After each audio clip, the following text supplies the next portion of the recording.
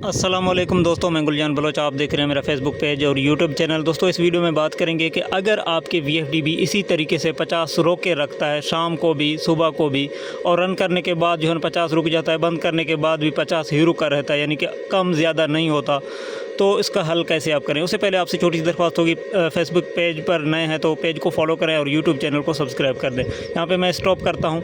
देखिए, मैंने जैसे स्टॉप कर दिया, अब जो है ना 50 पे ब्लिंक तो करेगा, लेकिन ये नंबर कम नहीं हो रहे। ठीक है, मैंने स्टॉप तो दबा दिया है। तो ये ज़्यादातर आप VFDs के ऊपर देखेंगे।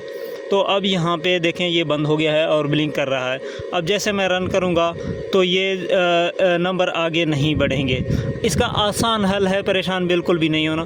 ये देखें, मैंने यहाँ पे रनिंग का बटन दबा दिया तो ये जैसे देखें स्टॉप हो गए हैं। अब मैं इसको ठीक करता हूँ। ये देखिए, क्विक जॉक का बटन चलते हुए मैं दबा देता हूँ। देखें, ये नंबर अब ऊपर जा रहे हैं। बस इतना ही करना है आपने, चलते हुए एक बार क्विक जॉक का बटन दबा देना है। ठीक है, ये सीधा हो जाएंगे।